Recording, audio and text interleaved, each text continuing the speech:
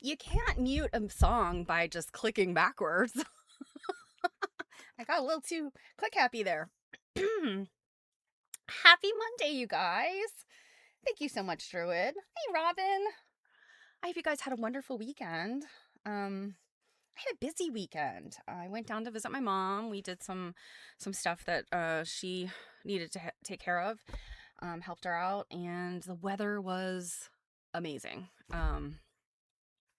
And thank goodness my allergies didn't flare up, because usually these spring months, if I travel south, they're always ahead of us in terms of the things that are blooming. And I'm just allergic to Virginia sometimes. But it was just so lovely. It was overcast the one day, but then I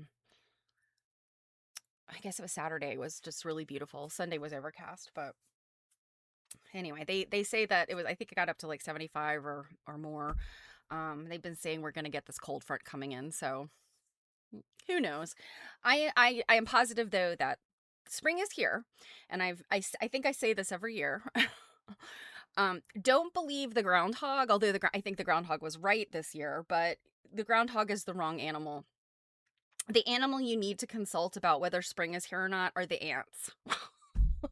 Because when spring is actually here, like when the ground is doing what it does, and there might be some snow, but it's not going to be a big old thing. The ants show up my bathroom and around my kitchen sink, and I'm like, y'all, come on. I don't come into your ant hill and mess things up, so don't come into my kitchen and be all over the place. So anyway, sadly, I have to put out the borax bait, and yeah. I feel bad for the ants, because they're an industrious insect, and as insects go, they're certainly not the worst. I think generally they don't spread disease the way other insects do. However, if you leave a donut on the counter and you come back and the ants have convened, you've lost your donut. So that's just a hypothetical, y'all. I'm not speaking from experience. So yeah, I hope you got something fun this weekend. And yeah, and that your weather was good. So just a couple of really quick announcements before I forget, because I always forget stuff. Number one, the American Quilt Study Group Winter Virtual Seminar is this weekend. And I would be remiss if I didn't continue to invite people. Whether you're a member of AQSG or not, you can attend. Non-members pay like a little bit more for the sessions, but we got some really good ones this year. I'm very excited about several people I've seen lecture before.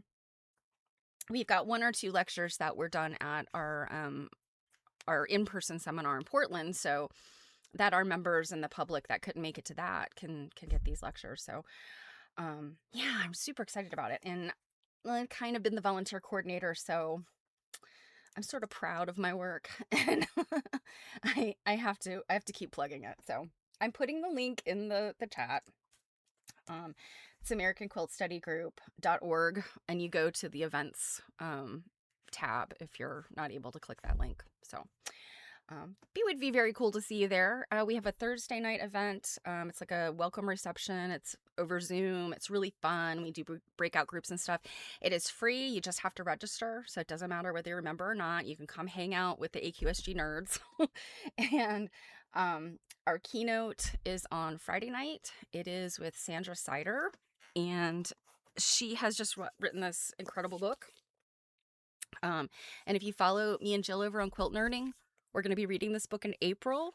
So Sandra's keynote, it will maybe be a good introduction for you if you're interested in that.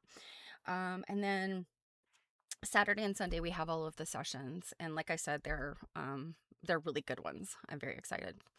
So the other thing that I just wanted to mention, and I mentioned this the other day, one of our members, Dr. Nikki Keating, is doing research, and she It's primarily into quilting communities, and she's looking at kind of the historical move from these in-person, guilds and communities and teaching opportunities, all these kind of things, educational opportunities, how they went from entirely in person at one point to slowly going online.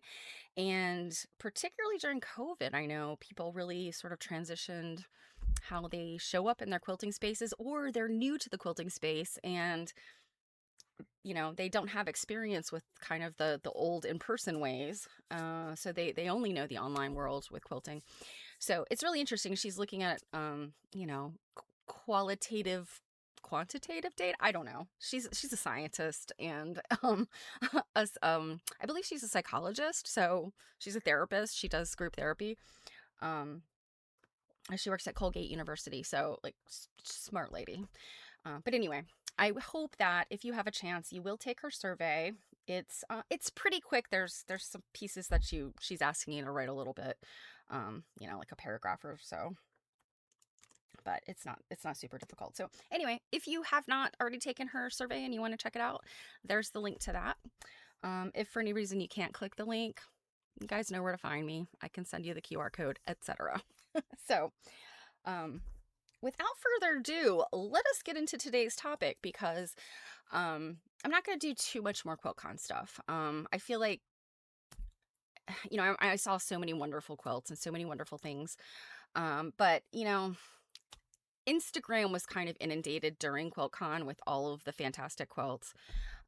They will come out with, I believe they're still doing like the comprehensive like exhibition catalog of all of the quilts. So I'm just going to focus on really one more exhibit, and we have to split it into two because it was a huge exhibit. But it's the community quilts. It's the quilts that are made by guilds. I think generally, I think they're all for sale. I don't think I saw any that were not for sale. But they are I guess a money making of a thing for the guild. If their quilt sells, I think the money goes to the guild. And it's really interesting how they all interpreted the creative brief. So I'll read you the details, but it was a really big exhibit. But I think every year these quilts maybe get a little bit less notoriety. They don't have big bold statements on them, like they don't have like the cultural and social statements. Usually they're typically more I don't know what the right word is. I don't want to say like decorative or, less impactful. I mean, that's absolutely not. They're beautiful quilts, and they're very impactful, but they tend to be, because many hands are working on them, for one. And they also tend to be like sometimes very community based, and sometimes it's sort of the brainstorming effort of lots of people. So they've just got a little bit of a different look and feel than what you see in the quilt exhibit, of the individual people that are showing. So, and there were some incredible ones. I think I got pictures of everything. And it took me a long time. So this is why we are gonna maybe rapid fire through some of these. But they were all just so amazing. And the way it works is the guild, the guild signs up to do the quilt for QuiltCon, and I think it's usually sponsored by a fabric company. And we'll read the placard and stuff, but this year they had a choice between two different color palettes that they could use. And I think more people picked the one we're going to look at today. More guilds did the quilt we're going to look at today, but very good showing from the other color palette. So the two color palettes, the one we're going to look at today, it's pink, green, and turquoise. And you'll see they're a very nice combination together. But very different from the other color palette, which was all blue. So the all blue one is very monochromatic, and I think that the all blue one also could use white. If it's not white, it is the palest blue, but I'm pretty sure it's actually white, or an off-white. In any event, you'll kind of see, I'm going to show you one picture, that kind of part of the room, but Yeah. So it's really, really fascinating to me the way that the guilds work together and how they do their design and how they each contribute. You know, I would imagine some guilds are probably very large and not everybody, has a hand in making the quilt, but um, some of them it's very clear. Every member, every person involved made a block or had some element that they contributed. So I think that's really cool. And then just the way that they interpreted this creative brief, I think is really fun. So let's get into it because I'm gonna have time to read American Quilts today. I only gave you a little bit last week, so let me switch over here to my other screen. And wouldn't you know it, my computer's being a turd. Let's see. There we go. Okay. So this is I'm standing at the front of the ballroom. And one other thing I did mention is, like I said, I always feel like these quilts get a little bit less promotion. People just go gaga over the individual quilts. And, I'm not saying, shame on people for going crazy about the individual quilts, but the community quilts, I think that there's sometimes some like really amazing gems hidden in there. Not to say they are all amazing. But I think what was even maybe harder for this group of quilts is where they put them at the convention center. Because it was such a huge display, I think they would have been really hard pressed to get them where the other quilts were. They really would have been like smashing stuff together. So they made the decision to put them upstairs in one of the ballrooms, which was right beside where they do the lectures. So anybody who took a lecture during QuiltCon would have gone up and then also seen like, oh, hey, there's another quilt exhibit up here. But if you maybe just came for a day or you were very busy and didn't get all the way around, you didn't take a lecture, you didn't necessarily read the program in detail, you might not know these quilts are up there. So I kind of feel bad for them. I feel like they need to be looked at. So excuse me. That's one of the other reasons why I wanted to focus on these quilts versus some of the individual, contributor quilts that, again, have been seen all over. And maybe at some point in the future we'll look at those. But I just wanted to give these quilts a their turn in the spotlight. So I'm standing at the front of this ballroom. This is only half of it. I'm standing and kind of like pointing my camera to the left-hand side of the room. Um, right out of frame on the right-hand side is the entrance, like when you walk right in, you're going to see the big placard that explains what this exhibit is about. And to the right of that is like a whole nother 2 rows. And what you see here, and if this makes sense to you if you've been to a quilt show, the different ways that they display quilts, but um, this is called pipe and drape, and basically there are these metal stanchions, and it's got like a curtain threaded onto it. um they used this same layout downstairs for the individual quilts. I have been to quilt shows where they do this differently. um this layout is a little bit challenging at times, but I think it's sort of like the best of the worst solutions, because when you've got a lot of, large pieces to display, there's really no perfect way to do it. Every way you do it, either, if it's just excellent flow, you can't get as many quilts in there. If you jam all the quilts you can get in there, then you kind of disrupt flow. But what's happening here is these are zigzags. So like there's another panel here that you literally can't see, that's zigzagging in here, and you could kind of get a picture of like what that looks like. But anyway, they're zigzagging. So as I come around the corner, and there's this quilt and another quilt there, and all of these also have quilts on the back side of them. So that's telling you how many quilts are in there. I didn't count, but I would say there's probably uh, 75 quilts in here, maybe. Based on the numbers, and I have, just the numbers of pictures I have.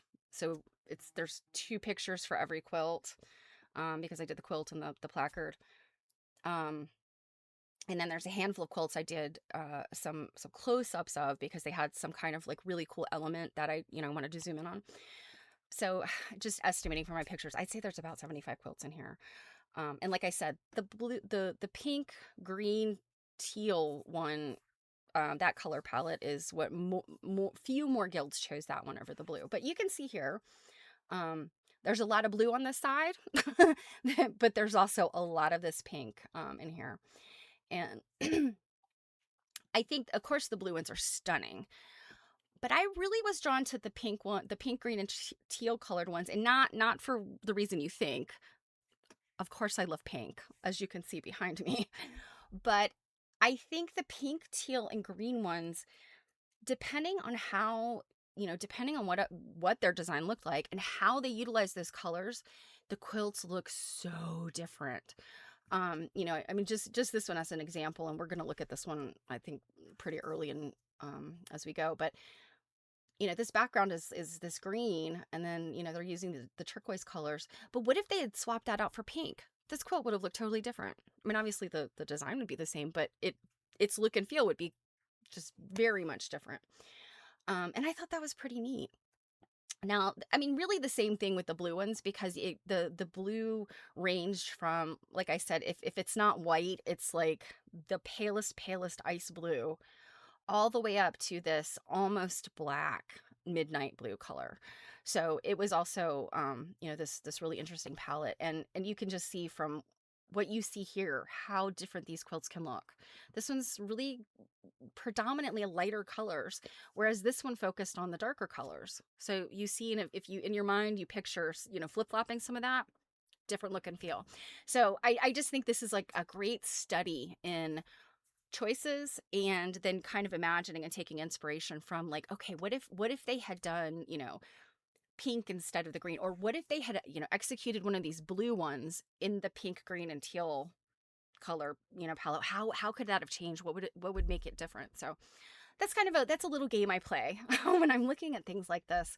And it's not to say that, oh, I wish they'd done this differently, but rather, if it was my guild and we were making decisions, like what would I be drawn to, and what kind of suggestions would I have made, and what how would I have contributed to any one of those? So it was a pretty fun experience.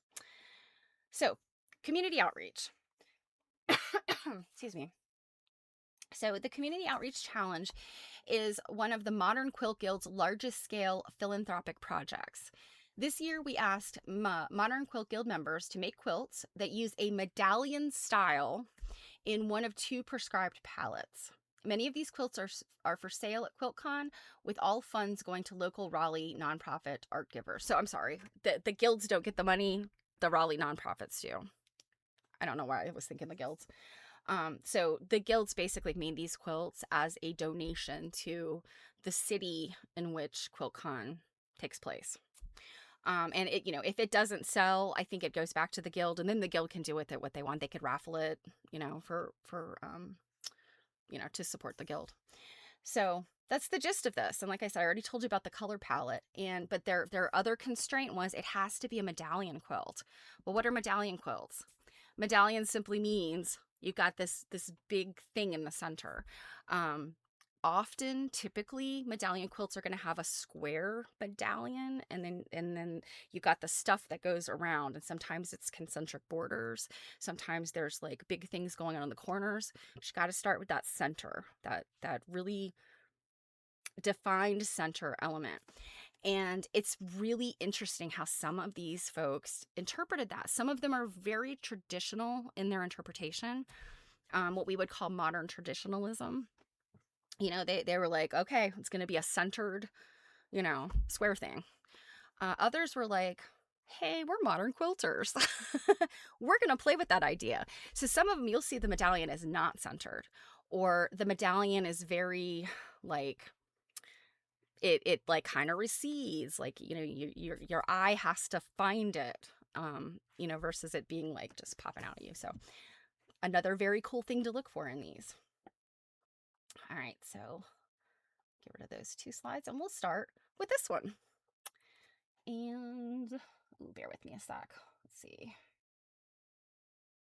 Nope, that's not what I want.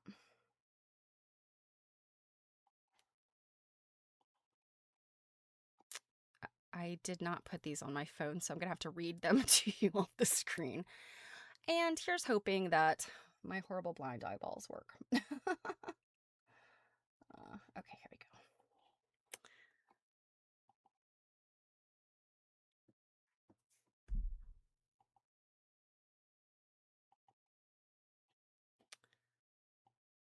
All right. This quilt is called Barn Dance, and it is by the Central Iowa Modern Quilt Guild. And their Instagram handle is Central Iowa MQG. So you should be able to find them pretty easily. So, Barn Dance is an original design by designer Stephanie Bracelin. And I met her. There were so many Stephanies at QuiltCon. It was insane. But anyway, I just happened upon her at some point. I might have told you guys the story last week, but so this is one of her patterns. And this is what they say. After reviewing several medallion-style quilts, Stephanie played with different blocks to create a couple of modern medallion quilts for our guild to choose from. So this might be like, she might have done this like bespoke maybe, right? Oh, thank you, Druid. Awesome. So link if you're in Iowa or you're interested in their quilt guild, check them out. And so they go on to say, this is the design that was chosen, and the quilt creation has been worked on by several members of the Central Iowa Modern Quilt Guild. And I suspect then Stephanie Bracelin must be from Iowa, and this might be her home guild. Or she's a friend of the guild. So, but this one, I love this one, very modern, but also very traditional in some ways. So this is definitely that concept of modern traditionalism. Because it's got this like highly modern spin on something that is somewhat traditional, medallion centered, borders around it. That's very traditional, but her design really took this in a different direction. Okay, it's the next one. Like I said, we're going to rapid fire through these, but throw me a note in the chat if you want me to slow down or stop, go back to anything. All right, this one is called Square Dance by London Modern Quilt Guild. This is interesting. The UK had a very strong showing in these community quilts because I think we've got like Scotland, and there might have been like 2 Scotland quilt guilds, multiple UK quilt guilds. So, having been to Birmingham and been to International Festival of Quilts and kind of seen, the cool things that they're doing over in the UK, I love the fact that there's so much participation from the UK here in our quilt guild, or our quilt activities. So Square Dance and London Modern Quilt Guild, their handle is at London MQG. That's a pretty simple one. So they say, this quilt really was a team effort, planned during a guild meeting, designed by Joe and refined by Katie. Well, good job, Joe and Katie. Don't know your last names, but awesome. Everyone spent their summer assembling the 132 blocks before posting them to Katie, who joined them into a quilt top. This is our first group quilt under new leadership, and we all really enjoyed ourselves. So that's awesome. And to me, this looks like, and again, so Joe, and it's J-O, so I'm not sure off the top of my head. I mean, I could think of a number of Joes that are in the quilt world, and I'm not sure who it might be. But this is like a comprehensive design, and it's symmetrical. So my guess is people were assigned blocks and sections to execute, and then the one person put them together. Thanks, Druid. Druid's putting the links in there. So give these guilds some love. Give them a follow if you are interested in their vibe. So this one is this is by the Chicago Modern Quilt Guild, and their handle is Chicago MQG, another pretty easy one. They didn't go for an extremely varied title. They just call it community quilt. So, all right, Chicago, I see you. And they say this is an original design by Chicago Modern Quilt Guild members, pieced by over 25 members at five sew-ins hosted by Chicago Modern Quilt Guild members. That's really, really cool. This quilt, looking at this quilt, you might never know, like, oh, that's from Chicago, because there's nothing that says Chicago in it, right? Like, of the quilts we've looked at so far, none of them have this, like, oh my gosh, that's definitely of this place. We will see some that they've taken their city or their region and it's all over the quilt. But if you just roll it back to the idea of this community effort, 25 members being involved in a quilt is amazing. And then the fact that they had 5 different times that they got together to work on this, I think is really cool. So it was quilted by Sarah Evans, who was a member of the Chicago Modern Quilt Guild, bound and labeled by more Chicago Quilt Guild members. And the quilt was built by a community of super amazing makers. And I agree with them. I think this is really cool. And again, like, think about this. What if this, like, the sort of brighter aqua, what if that was pink? And then what if the green was the aqua? I mean, it just would look very different. This one's got that kind of aqua predominant, whereas the pink and the green are, there's less of that in there. And I think it appears to me, there's 5 colors in the palette, I think.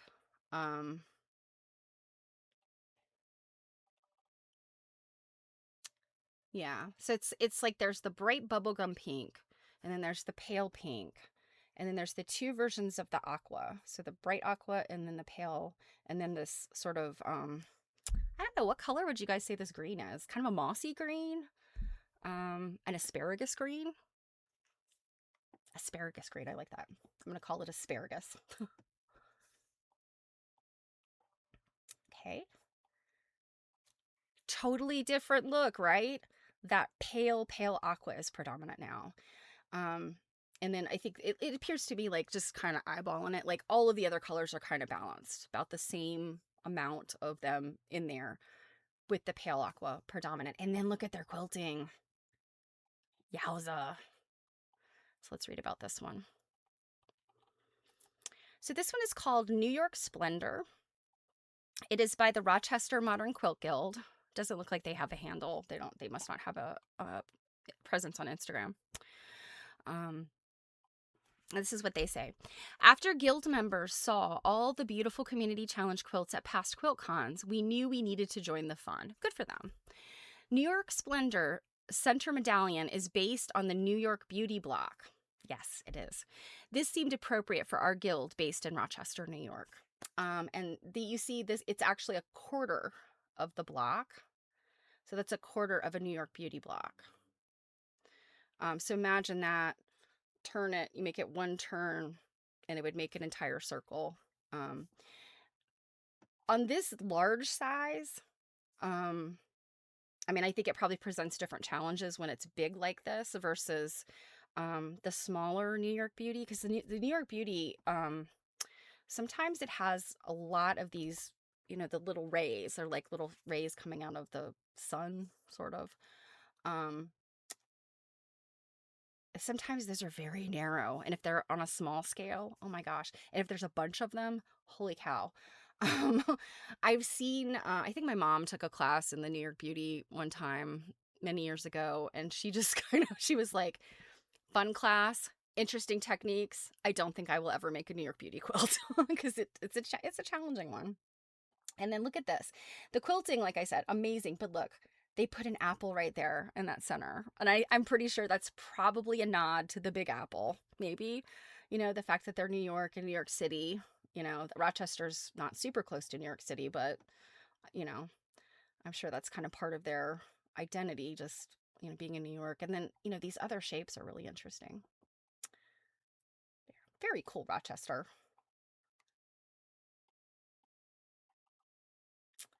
Now this one, it doesn't have, the place really identified, but it does again have this, like, sense of community identified. This was important to, I think, many of these guild members, is expressing the community aspect of their guild. and where they live. This one's called Words with Friends, which I thought was cool. Obviously, there's words in here. So kind of a play on the game Words with Friends.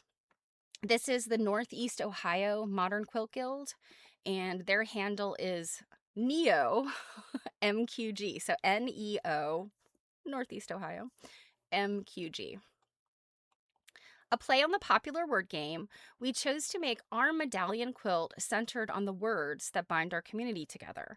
We used multiple techniques and blocks, using this as an opportunity for people to learn new skills. That's another cool thing. I can imagine, maybe members who had never worked with like curved piecing before, maybe members who have maybe never worked on um,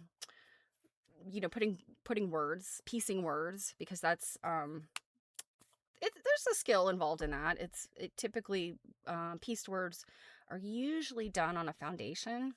I don't know what technique they used here, but it's typically um, the technique that's used. So yeah, this, and then gosh, look at these. I don't know what you call these. Like they're like really elongated half square triangles. Their points look really good. But have you noticed, we've got our medallions and all of these, and some of them are really, really obvious. This one, even though it is this predominant centerpiece, if I looking at this like for the very first time, medallion would not have been like super big in my mind. It meets the requirements. But just, again, like the way that they accomplish this. Right, Robin? Yes. And just the words they use are all definitely spoke to me. So imperfect, moxie, curious. Curiosity, I think, is really important, like quality to have. Resilient, open. These are all things that we want in our friends and our communities. Okay, this one. I don't want to say I have any favorites in here, but this one kind of spoke to my heart. This is another one that doesn't really speak to its place as much. You would never know where it's from when you look at it, but just the title of it and the way they went about it, I just love. So this one's by the Boston Modern Quilt Guild. So Boston MQG is their handle. And the title is called Pink Pony Club. And I gotta say, it's pretty amazing how they made this. There's, of course, applique, and, all of these pieces. Well, let me just read it to you. So they say, Pink Pony Club plays with ideas. Silhouette, cameo, and circular. So those were like the things that they came up with. That came out of a guild meeting brainstorming session. After developing these ideas into a design, we challenged members to applique motifs in silhouette to wedge-shaped blocks. The questionable color palette, likened to unicorn vomit, inspired the central motif and somehow suits this quilt. Extra credit to Emily Hoffman, Amy Kidd, and Sue McKinney for design development, Rebecca Lauren for long arm quilting. So I just loved that unicorn vomit. Like these are my people. I don't know any of the names that were mentioned. Obviously, I'm quite a bit removed from Massachusetts, but I just love this. And looking at like some of these things, they're like emojis, and then other things are it's pretty obvious what all of these things are. But it's kind of like you're wondering, well, is this something that was really important to the person that made it? You see bowling, and then this looks like badminton. It looks like a shuttlecock. Mushroom, boat, like a dog bone. So you're thinking like, okay, this person must have a pet dog. This person, whoever did these must be, these sports are interesting to them. Unicorn vomit green. Right? Some of these like are concepts like peace and love, and you got a cat and an elephant and a spider, and it's just, you wonder like what was their thinking in the choices. Is it about the whimsy of it all? I mean, there's a jellyfish in there. It's just, I love it so much. There's a lot of pet stuff going on in here, I think, or animals. There's a lot of animal stuff going on. In fact, I think there's 2 cats. Um, there's like a chameleon, you know? So, again, I go back to, I would just love to talk to the folks at this guild and just say, like, tell me more. What for your particular motif, what was your reasoning behind what you chose? It'd be so interesting. Scissors, obviously, for quilters, right? A hummingbird. Yeah, I mean, you could just kind of look at this all day long. It's very cool. And also a wedge shape. You're not talking about an easy square. You're talking about something that's wedge shaped. My guess is they probably did something a little bit oversized so they could cut it down as needed, but that is merely a guess. It's a giant thumbtack. That is a turkey leg or a chicken drumstick. Just love it. All right. Oh, I did take a few close-ups.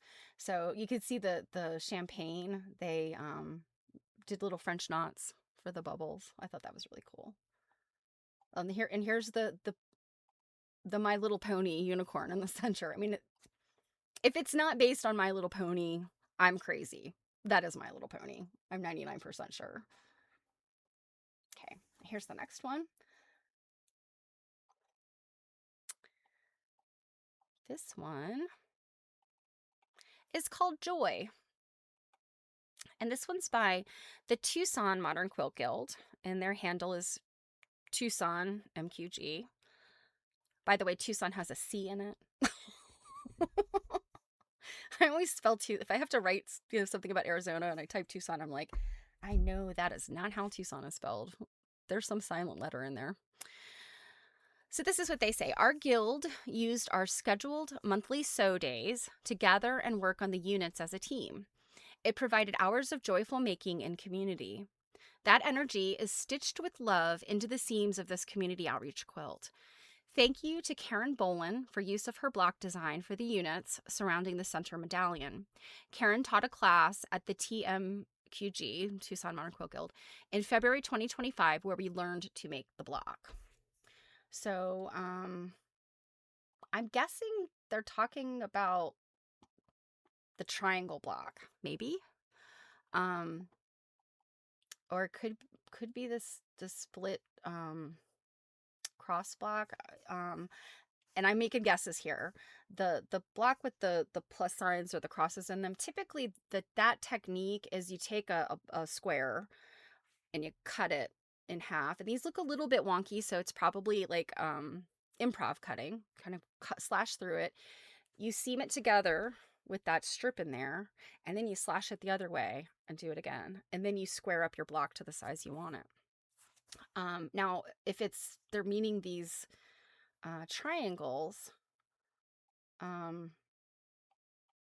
they look improv-y too. Yeah, they look a little improv too. And then, of course, you've got these long, skinny ones. So that's why I'm thinking probably they're talking about the triangles.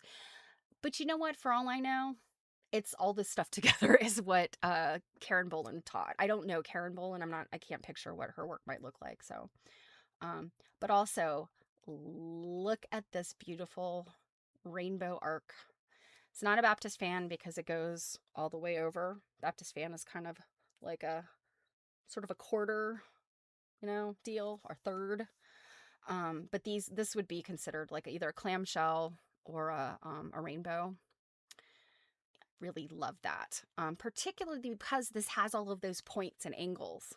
And then they've used this very soft, curved quilting to balance that. Very good job, Tucson.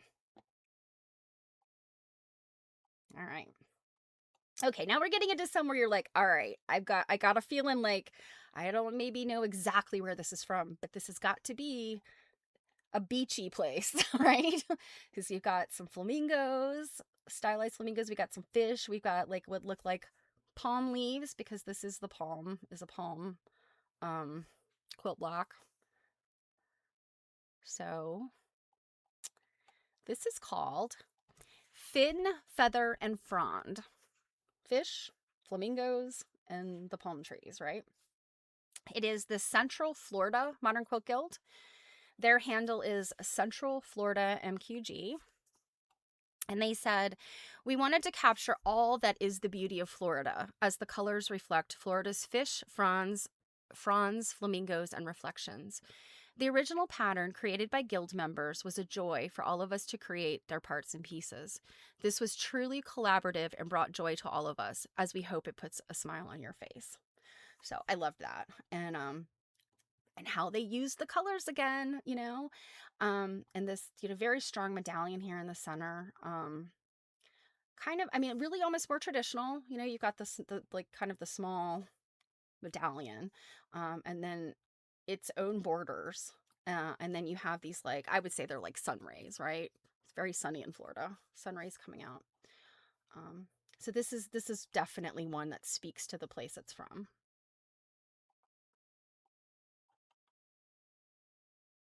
This is another one of those that used, like, this very predominant use of one of the colors. How would this have looked different if, say, that dark aqua had been like the light pink, or the green? Would have looked different. And I know, I realize people are probably thinking it would have just been like a different color. Yes, but the way that light and dark play against each other, it really would change the entire look and feel of this quilt if, say, the predominant color was like the light pink. It really would have changed the way that the stuff, like, shows itself to you. So this one is it doesn't look like they had a title for theirs. They're just called it Community Outreach 2026. This is by the Northwest Arkansas Modern Quilt Guild, and their handle is NWA MQG. And it's interesting because I think it must have been one person that wrote the little blurb. I wish that they had been more specific, as to the entire group. But it says, this is one of the most difficult color palettes I've ever worked with. Thanks for the challenge. So, yeah, I'm hoping that they had fun and it was enjoyable. It's very cool. It speaks to me that each of these little blocks in here is improv, because they're very, like, they kind of look like fractals. But then you have these boxes that are, encompassing, more of the improv. And I just, it's a very, very, like, I think it's a very successful quilt. And then the quilting in it. Oh my gosh. You've got the Baptist fans. Now, these are true Baptist fans in here. And then you got just these lines that are doing different things in the corners and on the outside. And then these circular elements. And just like that other quilt where the circles soften these angles. So it's another very, very successful quilt, I think. I mean, they're all successful. They're all fantastic. Now, this one is very traditional, in my opinion, in terms of its pieces, but it's put together in a modern way. This one's called 10, Ten, like the number. It is by the Palmetto Modern Quilt Guild. Palmetto Modern Quilters is their handle. Palmetto. I did not look them up, but my guess is these guys are Florida as well. If not Florida, somewhere down there, like in the Gulf Coast or thereabout. Palmettos are palm trees, essentially. They have them, I think, as far north as South Carolina, like natively. But I'm guessing this is probably Georgia or Florida. So they say several Palmetto Modern Quilt Guild members had a hand in making this year's community outreach quilt. We combined improvisational string piecing and more traditional piecing, and the X formed by the log cabin blocks is a nod to our guild's 10th anniversary. Oh my gosh, I love that. Okay. We look forward to the next decade. So it's their 10th anniversary, and look, I didn't notice this before, but look. When you look at how they arranged the log cabins, there is this subtle X. That's amazing. I love that. Oh my gosh. I'm hitting myself in the head for not seeing that at first. But how cool is that? That's why I love log cabins. And there are other subtle variations because just the way that you turn them will do different things with the layouts. And they obviously made a really incredible use of that, dark and light. And they've got these like big bubbles in their quilting, which I think is very cool. Yeah, I didn't get a chance to look in the detail at some of this quilting, but this is really cool too. They've used this really interesting pattern here in the middle, and then, with all these bubbles around it. Very neat.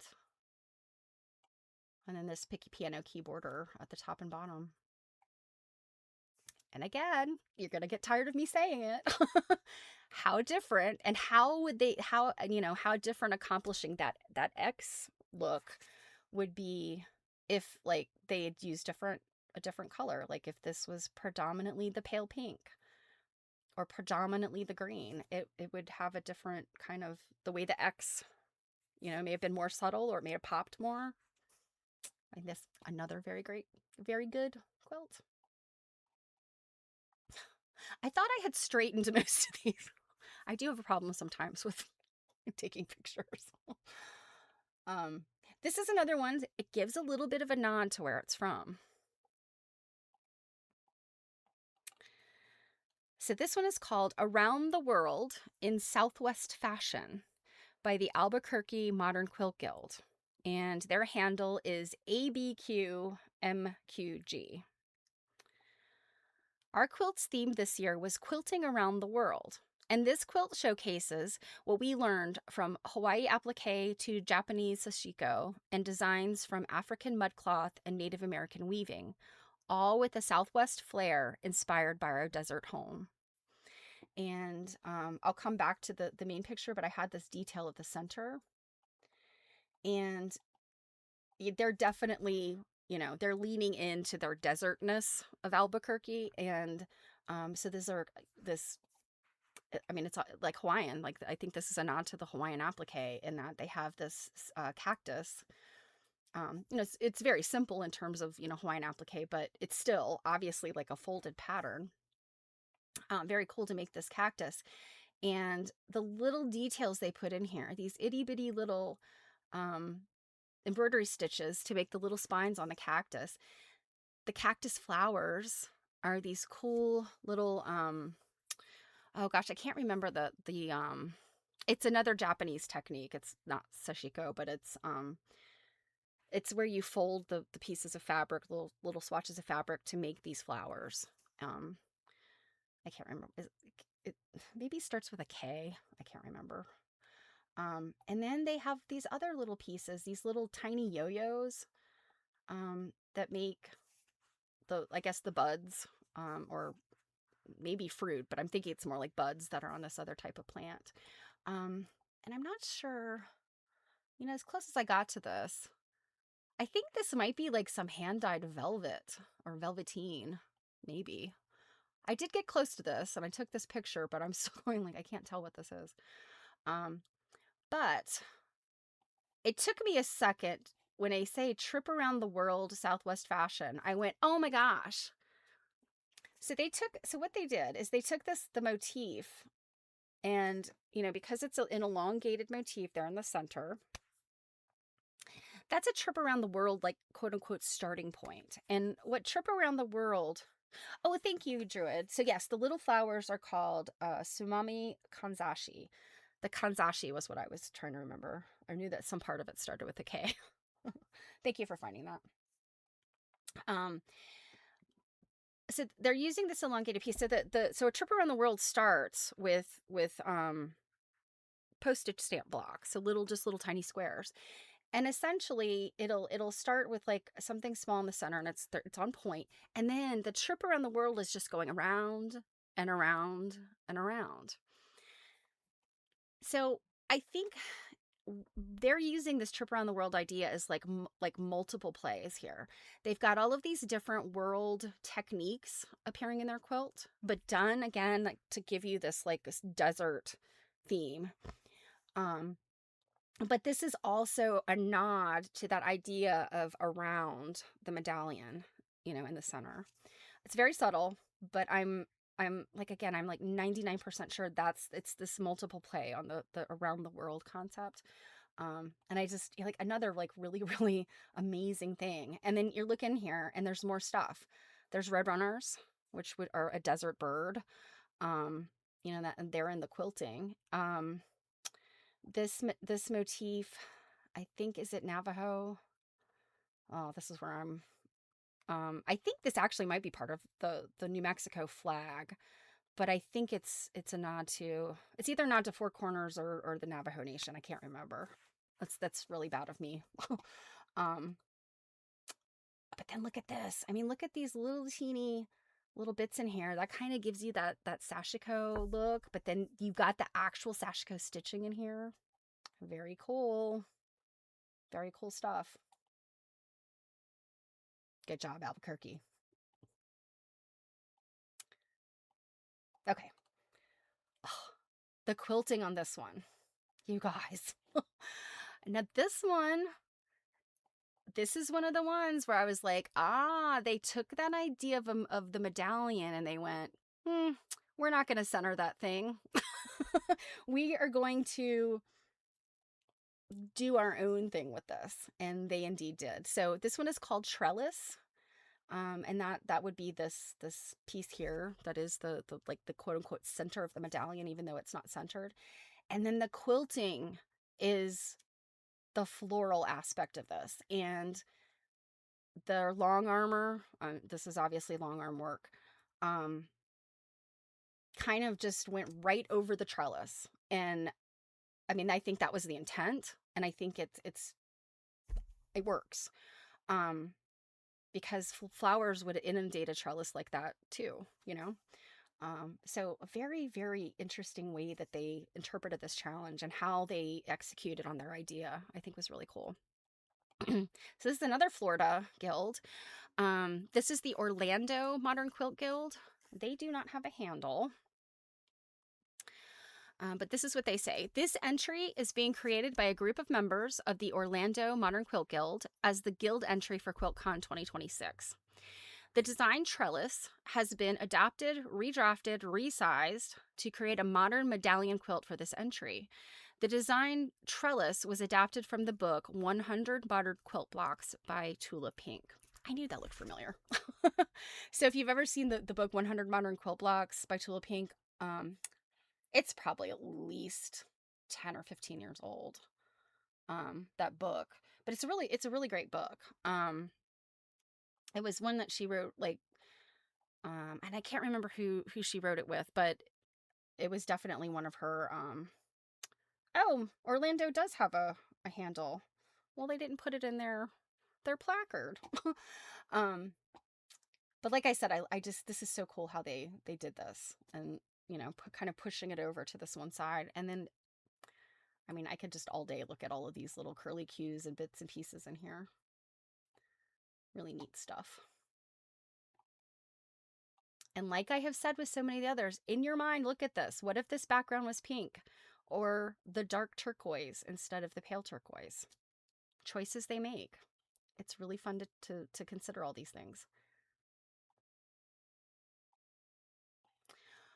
This is another one where they really stretch the idea of the medallion. The medallion is now centered, or not centered, it's off to the bottom right. And then this amazing variety in the borders, and then to the point that the borders across the top are just single rows because of how they laid this out. And they call this one eccentric medallion. It certainly is. This is by Gulf Coast Modern Quilt Guild. And I mean, I'm gonna assume it's the Gulf Coast of Florida.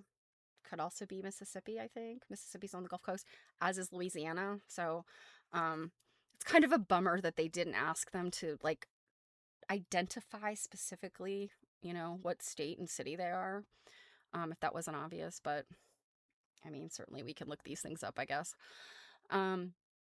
They did not provide a handle, but they say Each Gulf Coast Modern Quilt Guild contributing member selected a card containing a quilt block design and measurements for one section of the quilt. So this must have been like almost like a mystery quilt for them. Using that limited instruction, they created their interpretation of the design.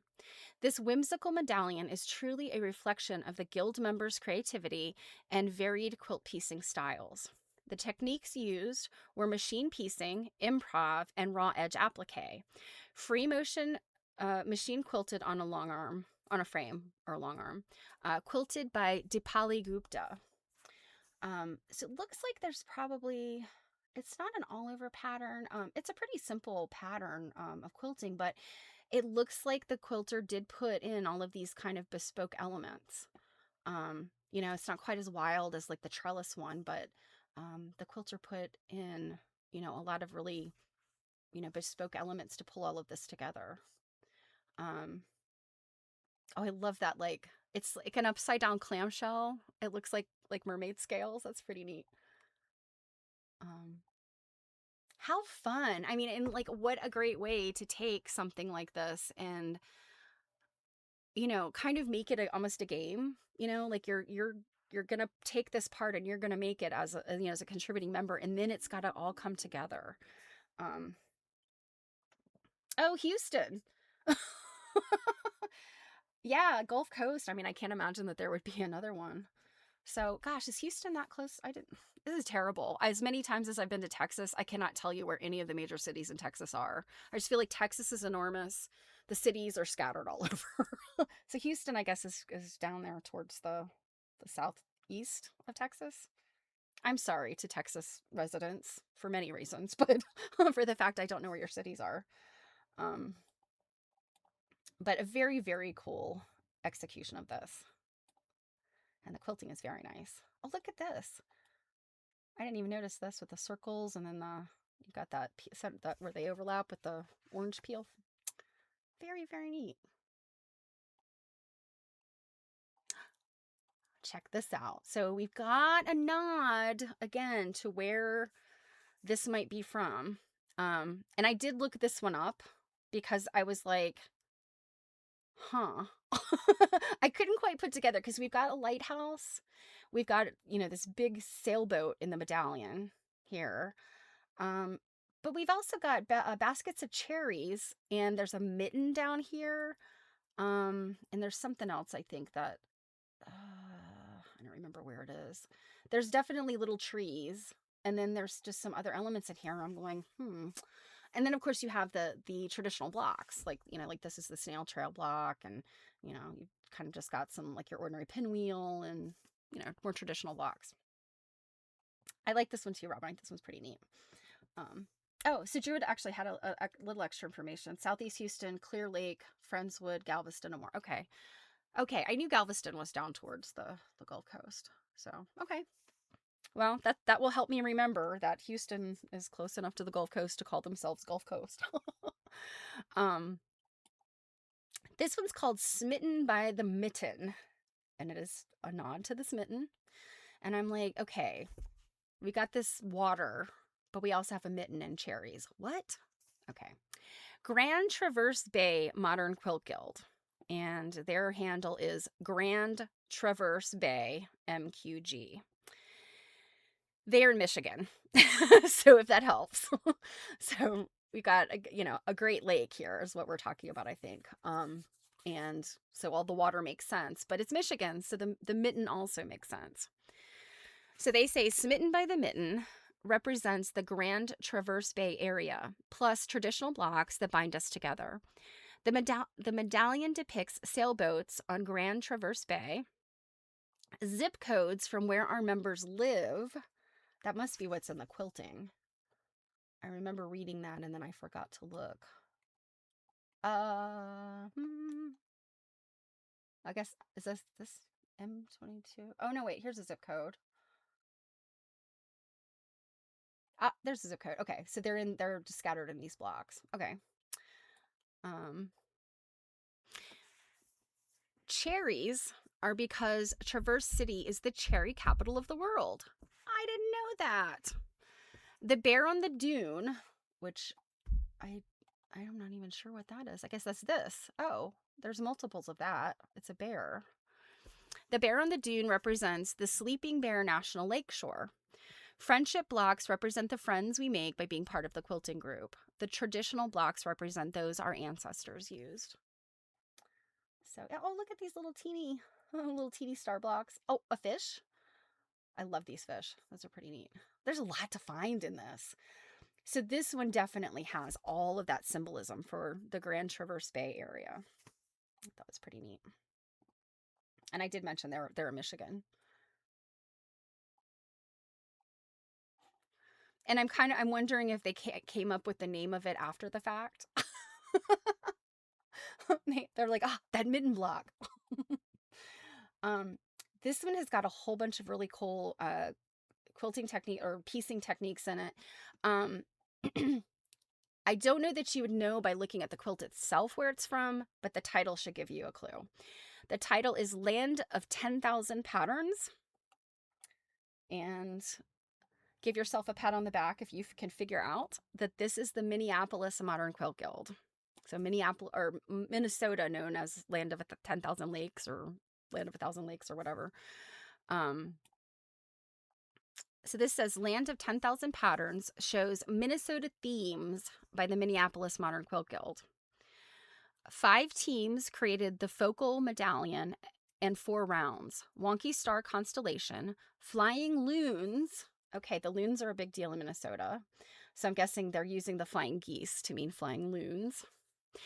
Abstracted Cities and Wilderness, Waving Surface and Groundwaters, and Framing. Another team quilted and bound it. 11 guild members, Kathy, Hannah, Laura, Karen, Rebecca, Darla, Rachel, Joanne, Lisa, Jen, and Teresa, planned, pieced, quilted, and bound this wild tribute to Minnesota's natural resources. So, like I said, all very symbolic, but once you know the title of it, you can kind of start to put these pieces together. And I love the fact that they're calling these flying loons. If you followed recent happenings in Minnesota, you'll know that the loon became, kind of a protest symbol. I also think it's kind of cool. So I want to say the rules of this, like they're not really supposed to use other fabrics, but they're not going to ding people for using a little bit of some. You've probably noticed there's been a couple quilts that had some pattern fabric in here, and I'm seeing little bits of it, but it doesn't bother me at all because it really blends. The colors really go together. They chose very, very well matching patterns to kind of sneak in there. I think probably the instructions probably say something like, 90% of the quilt must use the color palette of the fabric company. It's probably something like that. But I like some of the things. I mean, like this checkerboard piecing. It's amazing. And the quilting is also really cool. It's kind of like a all over pattern. It's sort of big and airy, blossomy, blousy. This is another fun one, and I know immediately where this is from, but this is another one where you got the symbolism. It doesn't automatically speak to where it's from, but once you learn the symbolism, you'll know. This one does not come with a description, but I know somebody from this guild, and so she kind of talked about what some of this was. So it's called Portland to Coast, and it's by the Portland Modern Quilt Guild. And this is Portland, Oregon, not Portland, Maine. And their handle is at Portland MQG. So, Portland, like that Pacific Northwest area is very well known for, the forests and the trees. Their symbolism of the waterways. I think this is the city center. And then you've got, your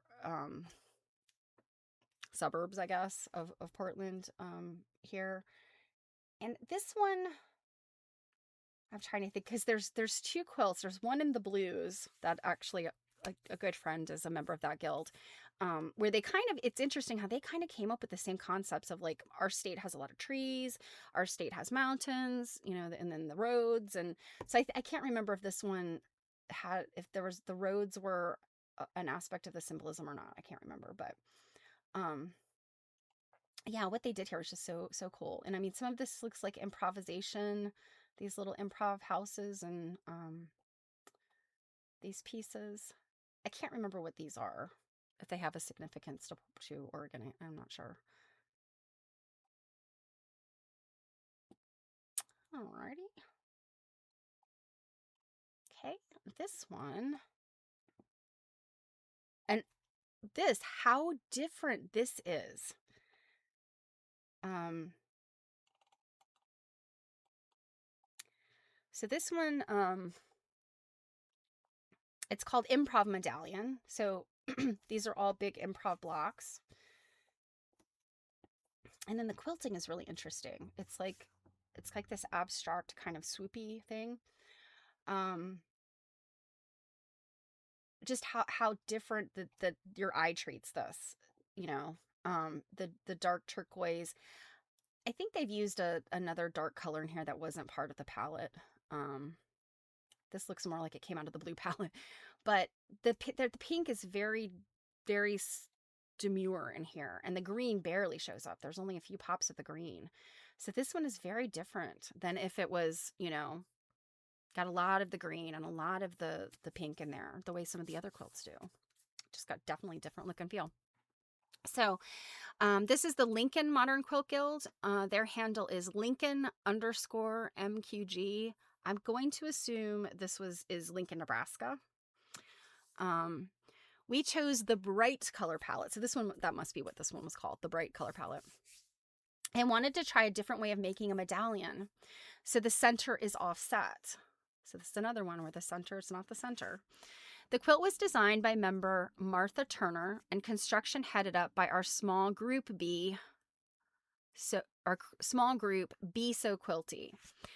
Many members of the guild participated in making blocks and constructing the quilt, and the quilt was quilted by Nancy Goff.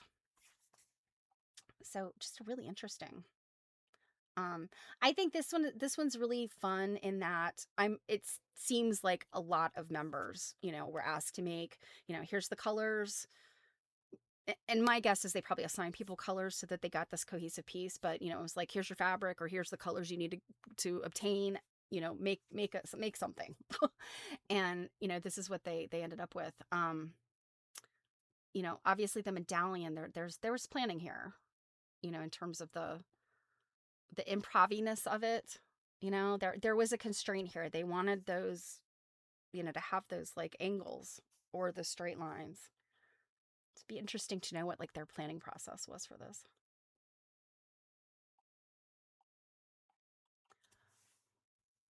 So pink. So very pink. um and then this one doesn't have, so the two colors here I think are um maybe a little bit different than some of the others in terms of the palette. I feel like this is more of like a purpley blue than that turquoisey blue, and then this is much brighter than the light blue. But nonetheless, so pink predominant, but also very striking. This one, I forgot to look up where this is actually, but they do tell us. One guild that tells us where they're from. I love it. So they call this one Sherbert Swirl. And this is by the High Country Modern Quilt Guild. They did not provide a handle. They are in Blowing Rock, North Carolina. So they are local or local-ish. My guess is they're probably in the like Asheville, like towards, you know, the mountains. So made by High Country Modern Quilt Guild, Blowing Rock, North Carolina.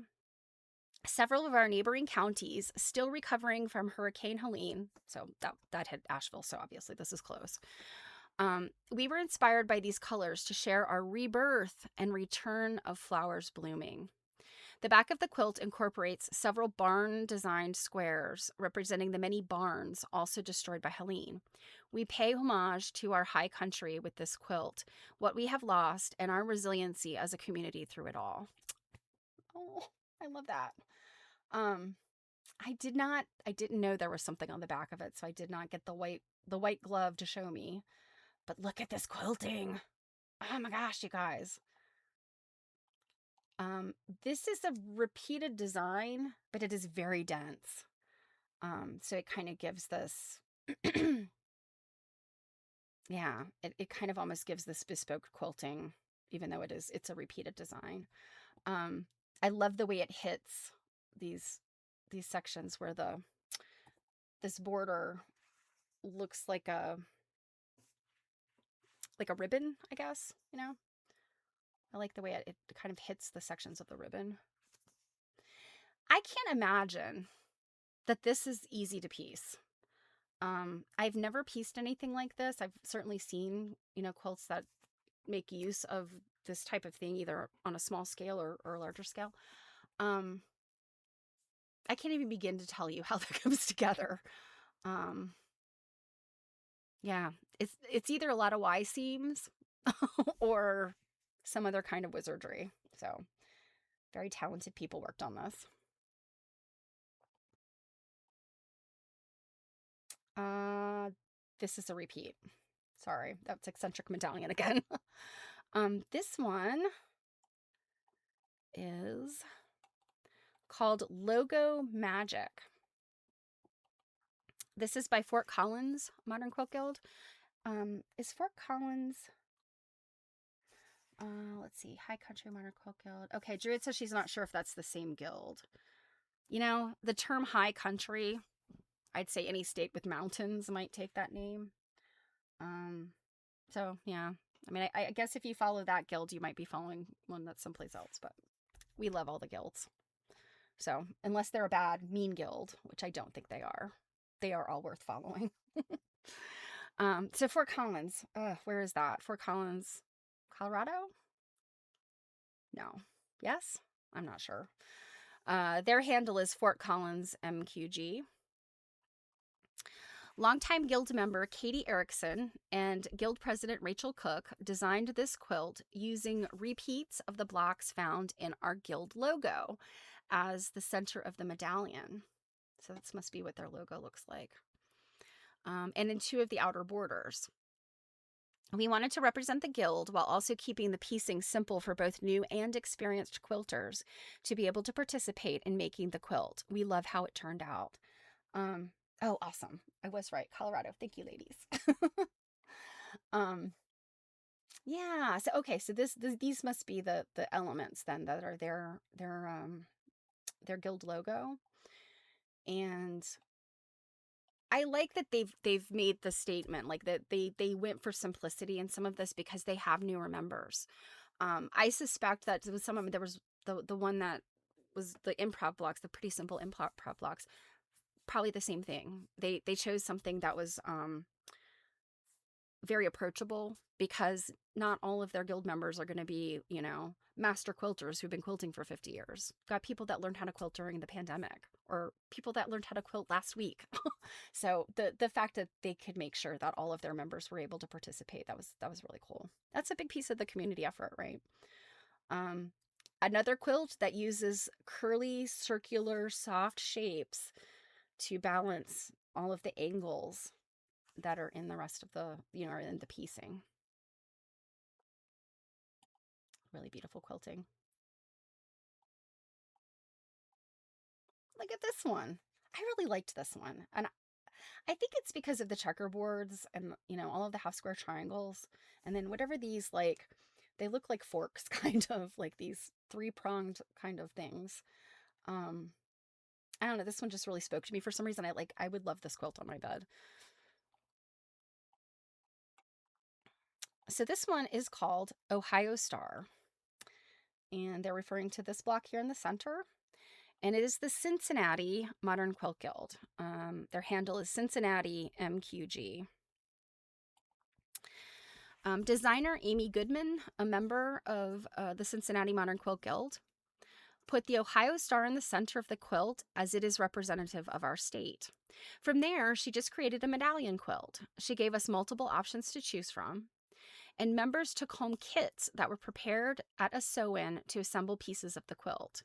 The quilt was assembled at our annual fall retreat and was quilted by Katie McMahon. That's very cool. That's like another way that the guild, they executed on there. So, some of these guilds, they got together multiple times. The fall retreat, that's like a big chunk of time that, they would all get together for like a weekend or something. So, great opportunity to assemble all the blocks that went out as kits. I love that. That also helps sometimes, you don't have to go out and source your fabric, and you don't really have to think about, like, oh, what am I going to do? It sometimes is nice to just say, like, I'm going to take this part of the quilt or this block. Here's my fabric. Thank you. I can go home and cut it and be done with it. Sometimes that's really nice. You don't have to put you know, the effort into getting ready. You can just execute.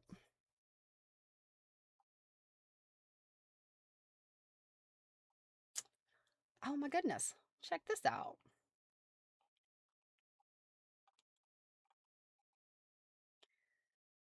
So this one has two medallions. So you're like, which one is the center one? This is called Minimal Medallions. It is by the St. Louis Modern Quilt Guild. And that is at STLMQG. And they said, our answer to the challenge of designing a rectangular medallion quilt was to incorporate two large overlapping medallions. The medallion's preliminary iterations contained a variety of blocks, but due to the complexities of piecing as a group, the committee decided to embrace minimalism. This is probably coming back to the fact that you've got folks with like a differing levels of skill. So you wanna be able to include everybody. So you make it something that's simple that everybody can execute on, and then somebody else can put them together. Um, so they used a single block design and let simple squares of color from the medallions. Let's see. Let simple squares of color form the medallions. Almost 100 members of the St. Louis Modern Quilt Guild made improvisational slash and insert blocks for the quilt top, and it was quilted by Dottie Vaughn. Oh my gosh, 100 members, or almost 100 members. Wow. And so each of these blocks then are executed in the way I described earlier with that other quilt, where it's you take the block, you slash it, you insert your strip, you might slash it again, insert another strip. Some of these they've inserted multiples. I think this turned out really, really well, considering that you've got all kinds of different approaches to making these slashed blocks.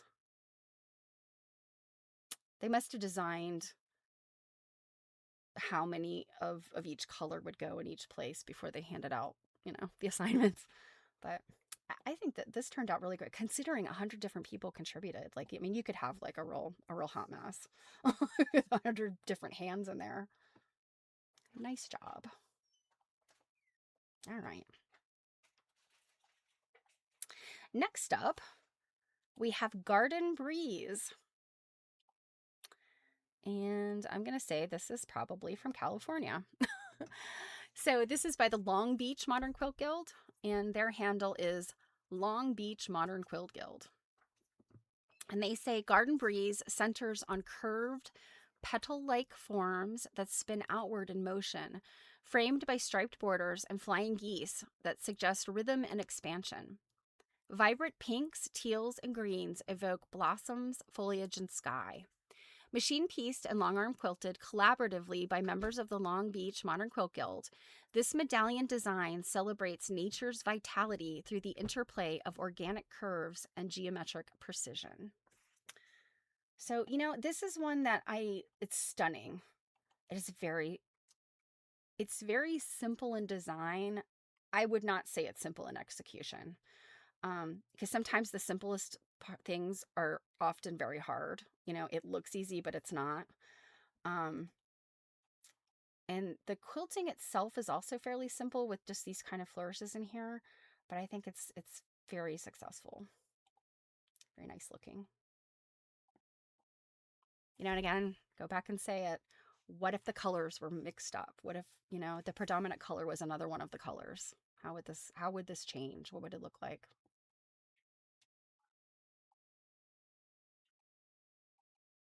This is another really fun one. Um, Kind of reminding me of the pink pony one.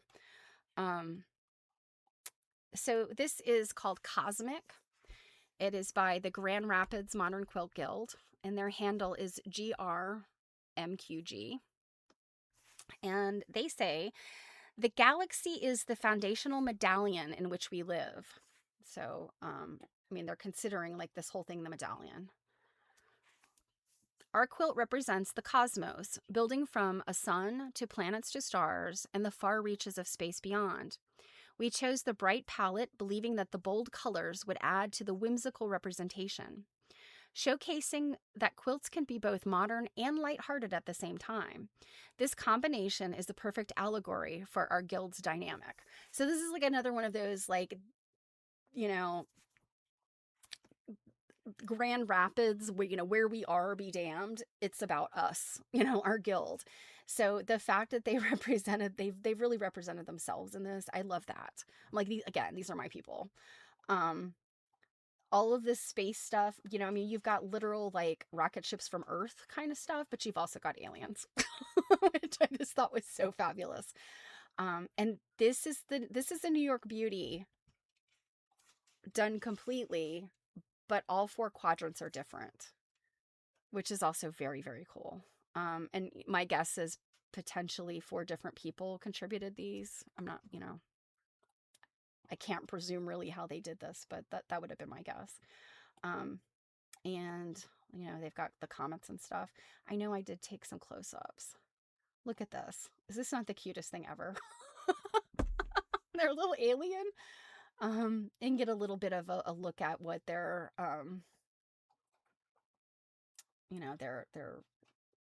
their planets look like.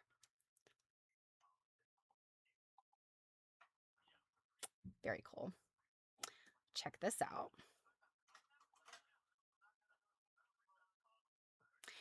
I'm starting to think, oh, Jared, were you talking about the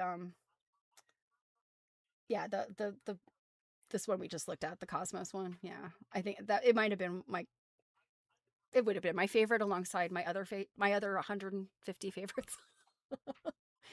um so this is another one where, and I'm starting to think, like, I feel like I originally thought these color palettes were prescribed like by a particular fabric company. I feel like maybe in the past they were. But it seems to me, because a few of the guilds have kind of used like these darker, for the teal and the blue. I'm kind of wondering if they had a little bit of latitude in making that choice themselves. And so that might be why some of them have, it's a little bit different. Some of the blues and the pinks. The green seems pretty consistent. Everybody who's got their green, it looks like it's the same green, that avocado green. Asparagus green. I think we're going to stick with asparagus. So this one is called Constellation of Friendship by the Indianapolis Modern Quilt Guild. Their handle is Indy, INDY, MQG. And they say, a joyful collaboration celebrating creativity and connection. Each friendship star block in the central panel was created by a different guild member, forming a sparkling improv medallion surrounded by layered borders. This modern quilt captures the spirit of community and the shared adventure of quilting together. Oh, I love that. So, and I love the fact that they're all different sizes, all contributed by different people. And yeah, it's like that idea, that constellation of friendship. That's so sweet. And then all of these kind of improv-y pieces around them. Very nice. Check this out. I'd forgotten about this one. This one's called A Shining Improv Star. And this is by Inland Northwest Modern Quilt Guild. So their handle is IN Mod Quilt Guild. And I'm not sure where they are. Inland Northwest. This might be in the Pacific Northwest somewhere. Maybe Oregon or Washington. Says this quilt is inspired by A Drop of Golden Sun by Karen Anderson Abraham. Our guild chose the pattern and palette. At our monthly sew days, small groups collaborated to create the medallion and the rest of the borders. Once the top was complete, a member custom quilted the top and another member finished the binding and sleeve. Ah, Spokane. Okay. Thanks, Druid. But look at this. I love a wonky star. I think wonky stars are fun. But the fact that this is all like improv piecing inside the wonky star, it's so funky. I love it. And then all of these custom, this custom long arming in each of the borders is pretty neat.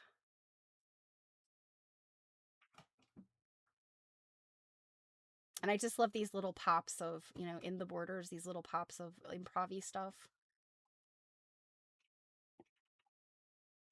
What is this up here? Oh yeah, this is just a little piece in there. Pretty cool.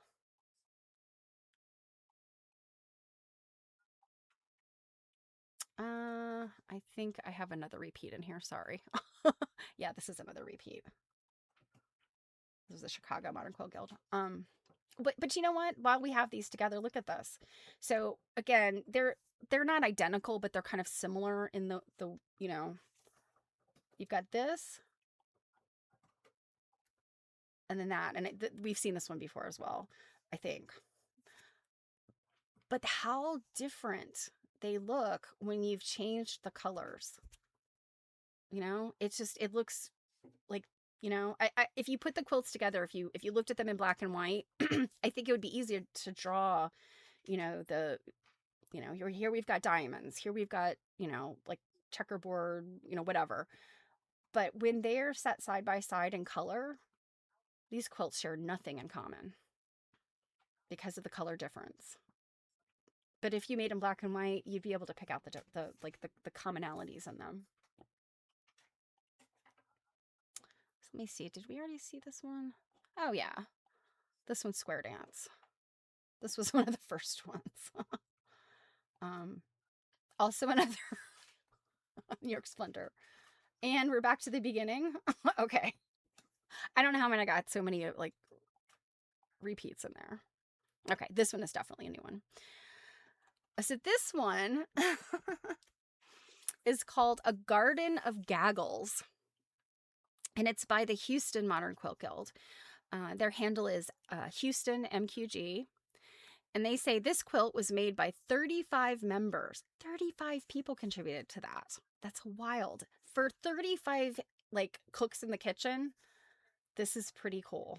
I mean, it looks very well, from this range, it doesn't look like there's one bit of wonkiness in there.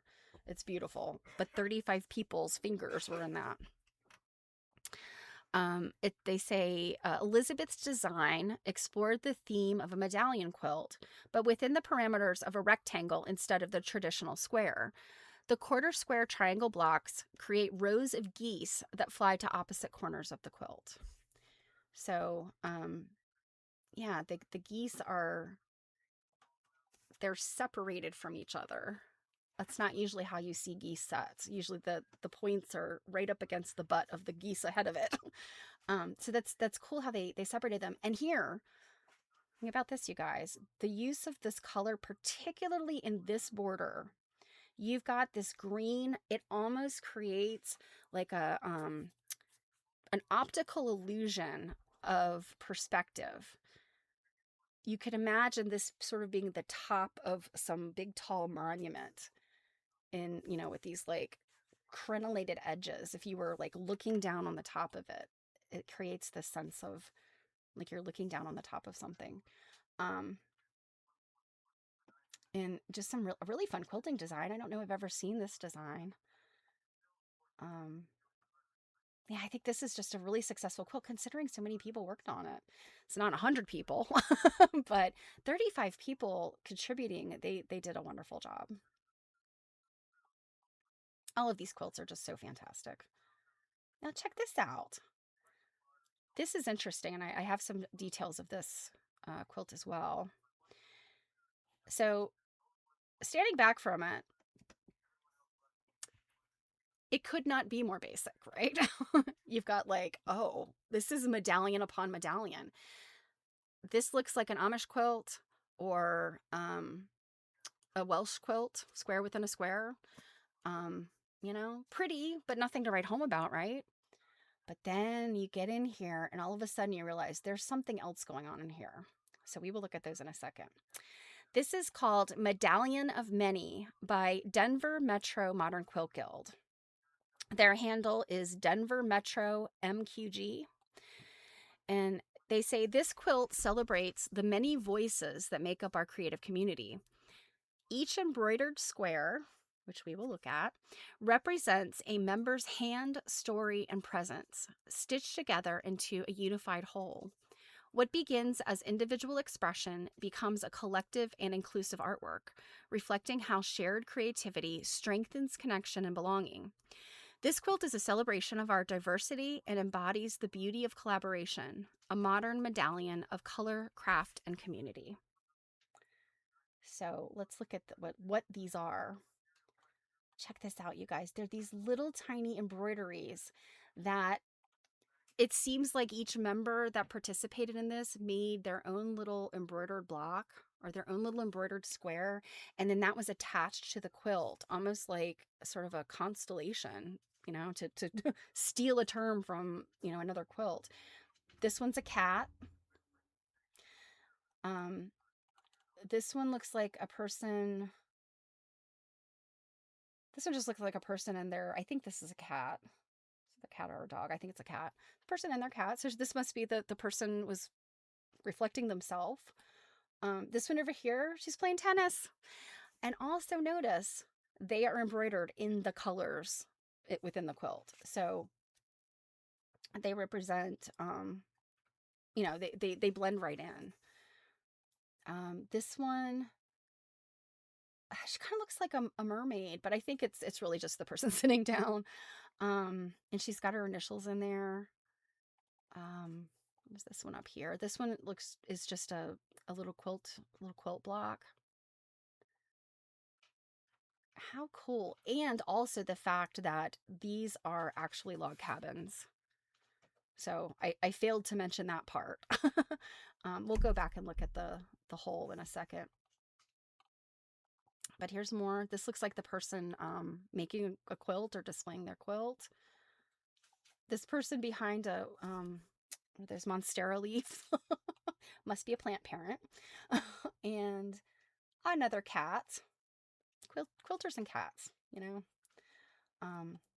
So just so very charming. And the fact that these are actually log cabins that make this. And you would not immediately know that until you walk up and look at the quilt because of the way the quilting is in there and just how, basic and large these sections of color are. It really sort of it belies the complexity. So it isn't until you get up in here close and you realize, oh my gosh, that is a log cabin. And these log cabins were carefully placed so that, they would form this like very simple looking outer piece. This one is also my favorite of all of my 150 favorites. I think this was brilliant in what they did. Okay. I think we're getting pretty closer to the end, I think. Okay, this one's called Centerpiece. This one uses words again, along with motifs. And yeah, as we're getting through here, you see there's a lot of things. Certainly, I'm sure there, especially when we're talking about multiple guilds within a state, certainly some of these guild members may have contact with each other and maybe shared like the details of their project. However, I would say that's few and far between that actually happens. But when you look at the decisions that they made, you see a lot of similar ideas springing up on their own in different places. I think that it's a tribute to the fact that, great minds think alike sometimes, the execution being very different though. So think about the other word quilt that was earlier on, different set of words, but no less impactful. And then think about like Pink Pony Club and the motifs. Now, obviously, these motifs are very specific to the words, but still, you've got this sense of, the kind of the ideas were, great ideas, right? So this is salam, peace, and pause. And then what is this up here? Shalom. I can't. I can't quite read what that is. I'm not sure what language that's in. And I'm not sure about that one either, but very, very neat.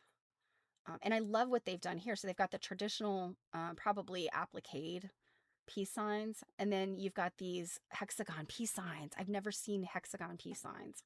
I'm like, heck yeah, I'm gonna make some of those. And then the peace sign hand. That this is probably like foundation pieced. Very cool.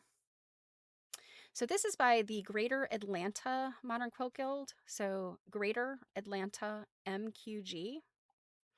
And they said inspiration for this quilt came as news reported U.S. naval deployments in the Middle East, leading us to design this quilt centered on the theme of peace. And I think this would have been last summer. I think, was it June when there was a naval deployment in the Middle East? I think I'm right about that. The quilt follows a log cabin design. So it's a giant log cabin, right? You're starting with your medallion here, and then you're adding these pieces on. It's probably more of a courthouse steps, but still, I mean, it's in the log cabin family. So, a log cabin design with an enlarged center block. Contributors received fabric and were given creative freedom to design their assigned blocks. The blocks were positioned on corresponding sides or edges, allowing individual expression while creating a harmonious whole. So I love this. Very cool.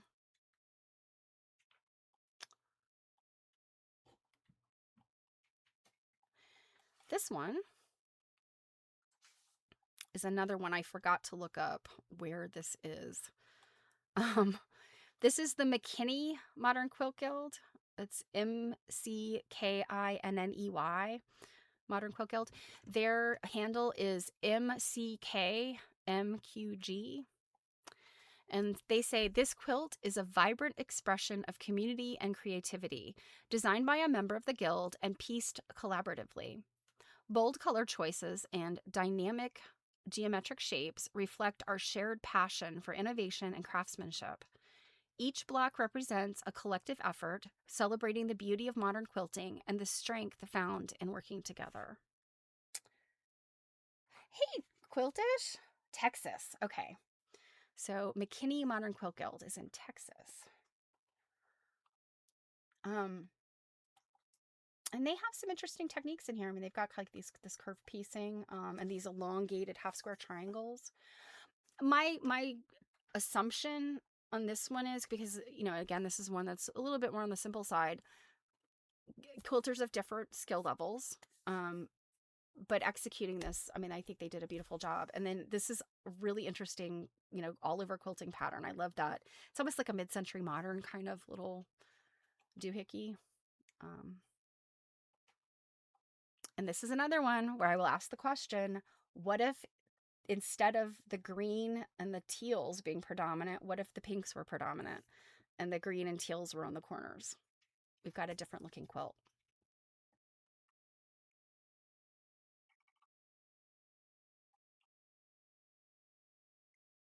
I might not be close to done.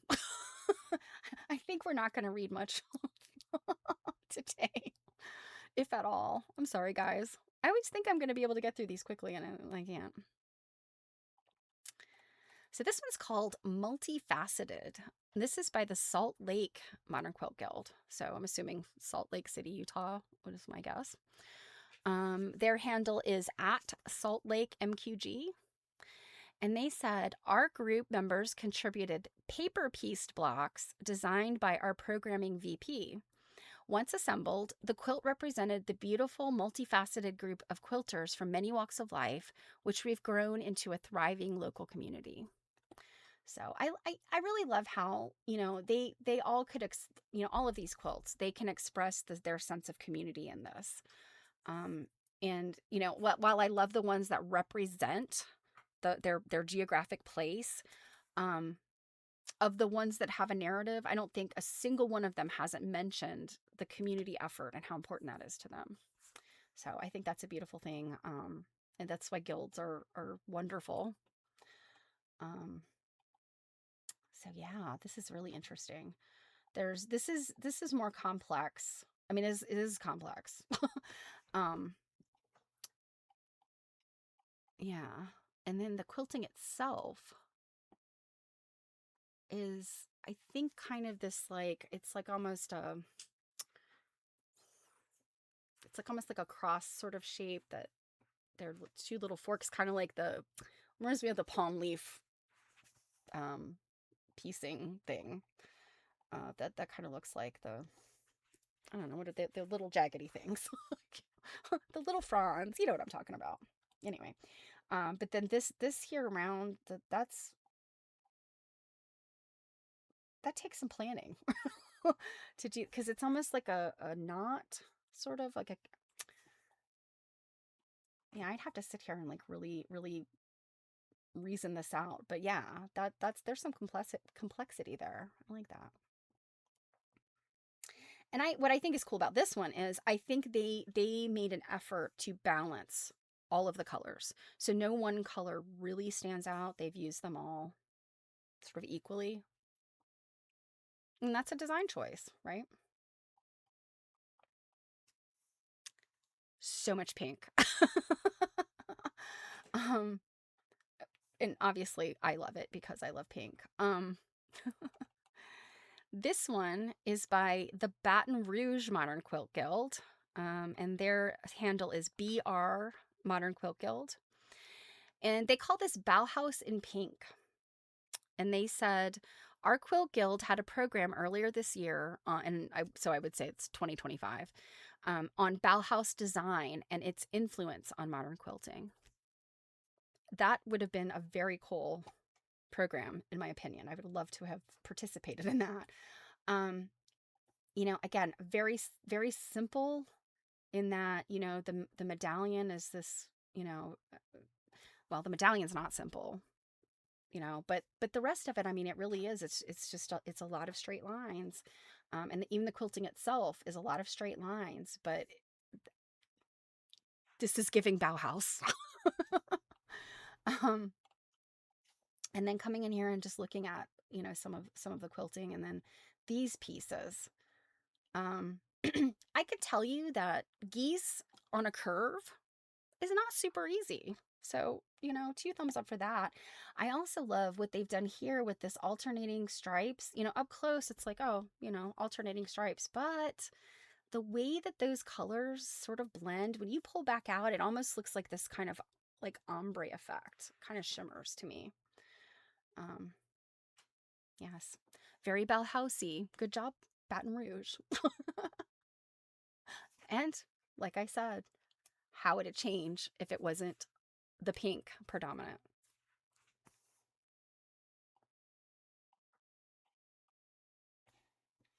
This one, have we done this one? No, we haven't. Okay.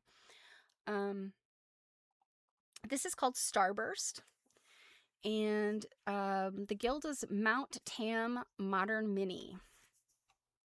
And I'm assuming this is in California, Mount Tamalpay. I think that's in like central southern California. They said, our group is relatively new, so this challenge was a great way for us to get to know each other better. We took a traditional Lone Star, broke it into pieces, then brought the theme back in wonky stars in the border. So that's pretty cool how they alternated very traditional with the improvisational style. And that's pretty cool for them that they're new they're a new group, but gosh, look at their execution on this. This is amazing.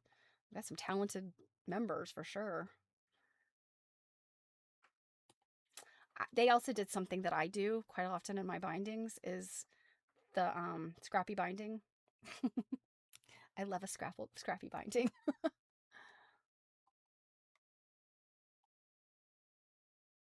Marin County. Okay, is Marin County is that's more north? I've been to that region and but I can't think of which part of California that is. This is wild. This is called Getting to the Point by Red Rock Modern Quilters. Their handle is Red Rock Modern Quilt. And they say, our team collaborated on this quilt in pairs, 2 quilters assigned to each round of the medallion. We did not start with a finished plan, leaving creative design freedom to each duo. Much to our surprise, the finished product came together much better than expected. Sometimes, when getting to the point, you don't always have to have a plan. Just enjoy the process along the way. That's pretty cool. I mean, that is, that's a decision because you don't know. Like when you don't give people like some guidelines, you don't necessarily know what they're going to come up with. But on the other hand, my guess is if they are a group that maybe has been together for a while, they might have some kind of some idea of what their members would come up with. But how cool. And the fact that it was 2 quilters doing each round of the medallion, that's different than some of the other quilts where each quilter was assigned like say a block and they got their kit, or the quilters that worked on these things collaboratively at their sew-ins. Like, I think the story of how these quilts came about is just as interesting as the quilts themselves. And I think what they did here in the center of the medallion is very striking. Nice job, Red Rock. Okay. I really thought we were getting close to the end. We might be here until tomorrow. I told you guys, these are a lot of quilts. Okay, so this one, now we haven't had a whole lot of like geographic, you will get closer to where this is from when you learn the title. Its title is Tech Garden. So we've got these sort of floral effects, but we've definitely got this like, what do you call this? If you crack open a computer, you're going to see stuff like that. Probably like a chip. And then this is the, whatever you call it, the motherboard. Thank you, Robin. So yeah. Druid, no, we will not. I promise we'll finish soon. We're not going to get to read like I had planned. So without further ado, this is from Silicon Valley. This is the Silicon Valley Modern Quilt Guild. Their handle is Silicon Valley MQG. This quilt poses a question. Will the arts or AI prevail? And is coexistence possible? Inspired by a brief exploration of AI's quilt design capabilities, this piece serves as a dialogue between technology and organic creativity. We began by selecting various floral designs. Members created flowers and connecting circuitry units. Circuitry was the other word I was looking for. While a concept existed, the final design remained a mystery until we assembled the individual components. The result is truly unique, 100% artist-created quilt. So this is interesting. These are people that are living right there in the hotbed of AI. And,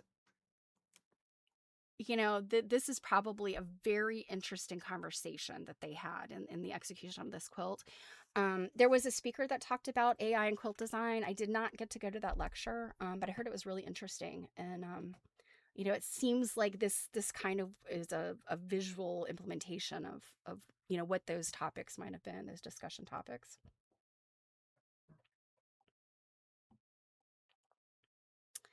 This is fun.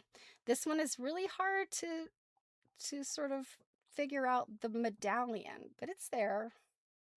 It's there. So this is the Ventura Modern Quilt Guild, and it's called Coordination Connection. And their handle is at Ventura MQG. And they said, we asked our quilt members to create sets of blocks to set in a modern medallion. Over half of our guild members created sets of 4 or 8 blocks. The guild had a sew-in where members helped create the layout and assembled the quilt in one day. All blocks that were turned in are included in the quilt, although some are on the back. So this must be a fairly large guild. I mean, even with a single member creating 8 blocks, I think you still got a lot of people involved here. And the medallion is created by these diagonal set blocks. So they carefully chose, and it sounds like it was a group effort in laying this out. They chose these blocks to put here with these diagonals, so it gives you that medallion. And then of course you have these corner pieces that further cement that. So it's that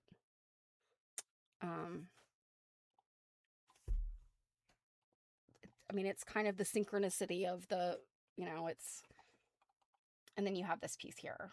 And oh gosh, it's a pretty blurry picture I took. But you have these, like, again, it's the little palm frondy sort of shape there in the middle. This is another one that it's certainly very busy to look at, but once you get up close, you realize that there is this symmetry to it. Even when the symmetry is like, so as an example, up here you've got these 2 pinks and green for this block here, or set of blocks, and then come down here and it's the same thing, but it's the blues surrounded by green. And the same thing with these corners here. These are like kind of drunkard's path blocks, and they've also got that like opposite. So it looks like they took the color palette itself and played off of like the opposites in the color palette. That's pretty cool. And you guys know, to me, more is more. Oh, and this was also a little bit of a surprise. You had some little surprise elements in here. There's these little flowers, these little tulips. And then you can see here, I took a picture of one. They kind of got lost because it is quite a lot going on in there. And I do not, like I said, I do not mean that as a criticism, because my goodness, I love a lot in a quilt. All right, I think we really are truly getting close to the end here. Sort of. We've got about 3 more to go. We might go a couple minutes over, but I promise we won't be here till tomorrow, Druid. I promise. So this one is called After the Storm, and this is by the Western North Carolina Modern Quilt Guild, and that's WNCMQG. And they say, this is created through a true group effort. This quilt reflects collaboration in every stage, from design to assembly. Over the past year, as Western North Carolina has rebuilt and healed following the devastating storm, that being Hurricane Helene, our quilting community has found renewed strength and connection through shared creativity.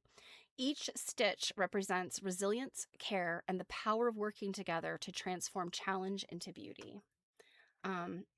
And I think this is, in its simplicity, these are just half square triangles. There's definitely some hardcore math in there because as you get bigger, but then you have this like little sneaky border in here that's smaller. They really played with scale here, and I love that. And then also the fact that the medallion is, off center.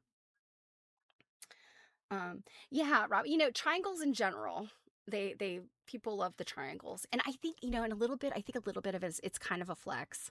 If you're good at your triangles, either your geese or your half squares, and you're good at preserving your points, flaunt it, man. I would do the same thing. I'm terrible at points. I'm half square triangles I can work with better than the geese for some reason. I always feel like I snip the beak off my geese. But yeah, that was another lovely one. This one, this gives me very old school vibes, but so modern. You're hard pressed to connect it to something from the past. But this centerpiece is definitely an older um, medallion kind of layout. The obviously the little wedges in here and this the circle, that's very modern. That's but I can't remember what this is called. But this is a very traditional block. Um, of a circus. Yeah. Yeah, I think so. So this is called Spinning Wheels. This is by the Charlotte Modern Quilt Guild. And that's CLTMQG. The Charlotte Modern Quilt Guild is proud to have designed and finished this quilt as a team. This original pattern was designed using Electric Quilt 8 software, which produced the paper piecing patterns. So I would then assume that these are paper pieced. That's why that's so beautiful and lies flat. It's because it was foundation pieced on paper. Um, use your tools, use your modern tools where you can, I say. Our guild has about 80 members, and 20 of them participated in creating this quilt. It was a true learning experience from mastering the software to coordinating the assistance of 20 volunteers. It represents a true, joyful collaboration of our members. You know, you keep hearing the term joy and joyful. And particularly with these North Carolina guilds, the ones that are in the western part of North Carolina, they last year they were still like in their cleanup mode. Um, and so, working together on this must have been, it must have been very fulfilling. Um, almost like therapy, I would assume, being able to come together and do something creative after, dealing with a lot of destruction. Um, you know, but this one's really fun. And oh my gosh, the quilting, you guys, look at this quilting. So beautiful. This is another one. If I could have snatched it off the wall to put on my bed. All right. I think maybe we have two or three more. This one is by uh, the Heartland Quilt Guild, and it's Hartland. They don't have a handle, and I don't know where Heartland is. They had some thoughts though. This is called Screams of Chaos. And what they say is this quilt reflects the chaos of our times, whether personal, societal, or global. But within that chaos, there is also connection. Every contributor brought their own perspective and energy, and together we navigated the disorder, finding patterns in the noise and meaning in the fragmentation. While the quilt may appear unruly or discordant at first glance, look closer. You'll find unity in the contrast, rhythm in the irregularity, and community in every thread. So I like how they brought that together, because at first I was like, oh, chaos. Oh my goodness. Um, yeah, Robin, I would say for sure. And this one I think is like another, and I don't know where Heartland is, but this seems like was probably also therapy for this guild. They're commenting on the trying times, and they're utilizing this as a way to, come together in community, and that's so important.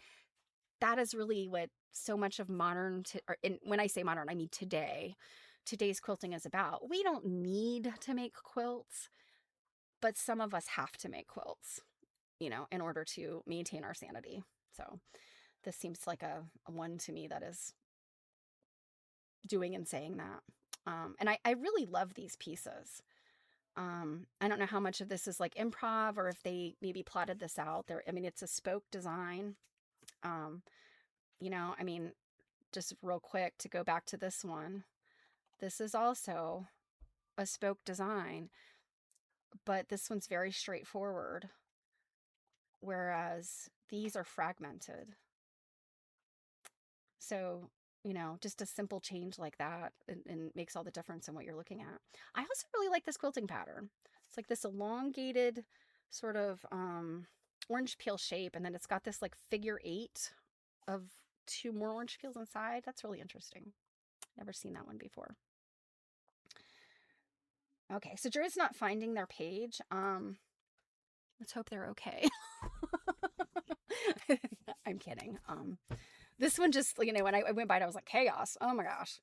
Um, I don't, not knowing where they are, I couldn't say much other than, you know, I like what they did here.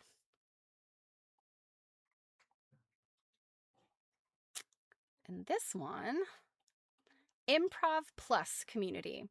This is the Los Angeles Modern Quilt Guild.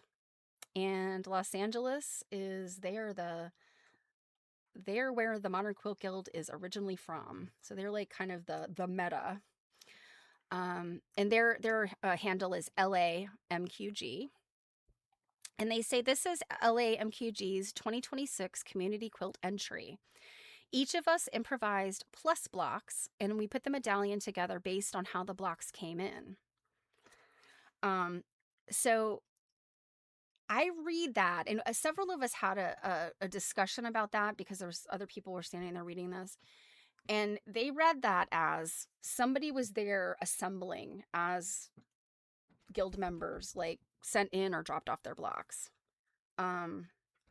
And I mean, that's kind of how I interpreted it too.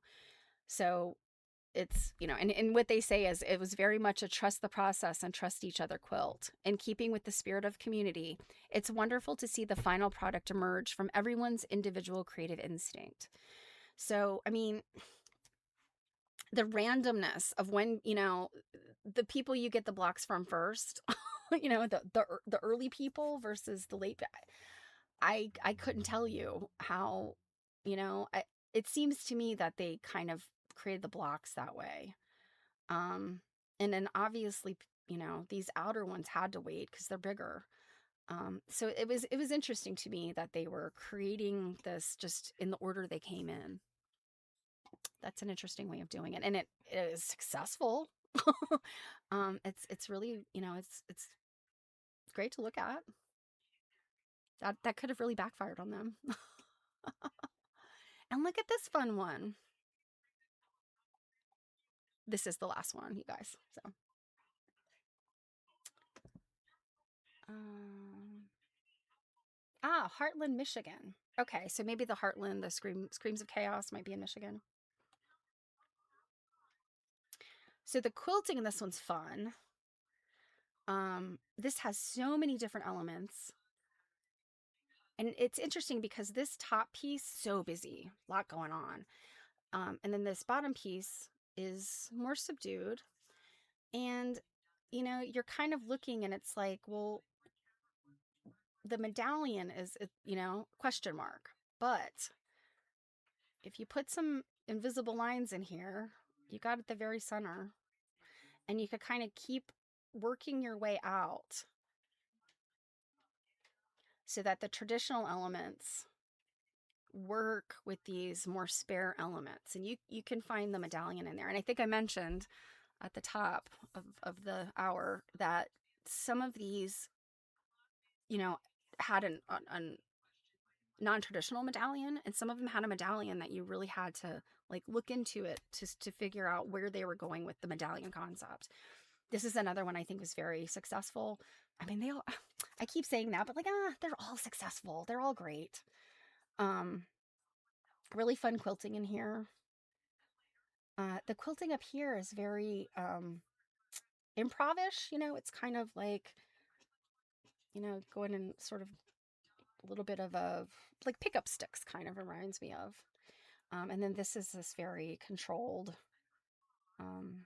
circular design. Another pretty cool one.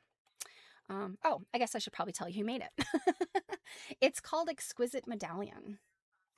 And it's made by the Austin Modern Quilt Guild. We presume Austin, Texas. Their handle is Austin MQG. And they said 8 designers determined rules for an exquisite corpse quilt. I have always wanted to do an exquisite corpse. I'll tell you what that is in a minute if you don't know. One half primarily light and maximal, the other dark and minimal. So light and maximal, dark and minimal. A split circle center, and each ring focused on specific geometry. In maximal and minimal breakout groups, the rings of each half were designed each individual designer seeing only the ring half preceding. The complete design emerged as the team reconvened, and a series of subsequent sew-ins open to all members made the design a reality. So the idea, if you've never heard of the Exquisite Corpse, it's an art exercise which the so the time period you've got your absurdists and your very beginning of modern art, um, artists like Andre Breton, Marcel Duchamp. um, they would play this game at parties, and from the like traditional art standpoint, it started off with like a piece of paper, and the first person would draw either the feet or the head of the quote unquote exquisite corpse. And then they'd fold the top down just so the edge of the paper covered up. So, assuming they started with the head, it would cover up the head and just have like, the neck. So then the next part needs to belong to the neck, and it would be passed to the next artist. Well, the next artist can't see what the head looks like because the paper's folded over, right? So they're responsible for then the arms and that part of the body, arms, and then that like kind of the chest part. And then the same thing, they'd fold it down right to the edge of where they stopped. And then the next person then is doing like the rest of the trunk, and so on until you get all the way down to the feet. And I guess it depends on how many people you have sort of playing the game as to how many parts there are. But each person is putting their own style. They have no idea what the people before them did. So they're putting something in there. It could be wild. It could work together, like amazingly. So I think that's very cool that they did that. It's sort of the idea of a mystery challenge or a round robin challenge, but it's got that aspect in it that you don't know what's, you only know what the person before you did, like it's interesting. It's just very cool that they did that. I've always wanted to do something like that. I've had this idea for an exquisite corpse project for a very long time. So yeah, that was a fun one to end on. So, well, I am a couple minutes over. I appreciate everybody who stuck around. I haven't looked at the numbers, but hopefully nobody ran away right at 4:00. I hope you enjoyed those. These were so inspiring to me. Like I said, some of them, if I could have, I would have ripped them right off the wall and brought them home with me. I think all of them were just an incredible execution on the idea. And, oh, so Robin says she noticed that Mary Fonz dropped some Quilt Nerd episodes on her YouTube channel. So she must be pulling up some of her archives and making them live on YouTube. So go check that out. Just search Quilt Nerd on YouTube. You'll find her if you don't already follow her. So Mary is fun. If there are later episodes, you'll hear my voice. I was the floating apparition, her Johnny Pardo, in the later episodes. So that's cool. I'll have to go back and revisit them myself because, I was there. But they're on her Mary Fonz page. Okay. So then search Mary Fonz on YouTube. Probably both will. If you search Mary Fonz or Quilt Nerd, they'll both come up. They're pretty popular. All right, you guys. I have got things to do that relate to Winter Virtual Seminar, so I'm going to get going. I hope you guys enjoyed these. I certainly did. I think they're wonderful. On Thursday, we'll take a look at the blue ones. And hopefully, my gosh, poor Elizabeth, we will finish this book eventually. I promise. Perhaps I will surprise you by just doing an entire episode of reading, if you guys can stand that. So I hope you have a wonderful week. If you follow me and Jill on Quilt Nerding, we will be on tomorrow night, 7 p.m. Eastern Time on the Quilt Nerding YouTube channel. I haven't talked to her in a few days, so I don't know what we're doing. I might be responsible for coming up with something. I don't know. We'll find out. It's always fun, right? So, and if you don't follow us there, I'll be back on Thursday like usual. And like I said, we'll do the blue ones. So it'll be a whole other set of these different guilds. So have a wonderful week, you guys. I'm going to go drink something for my voice, and I will see you soon. Mwah! Bye.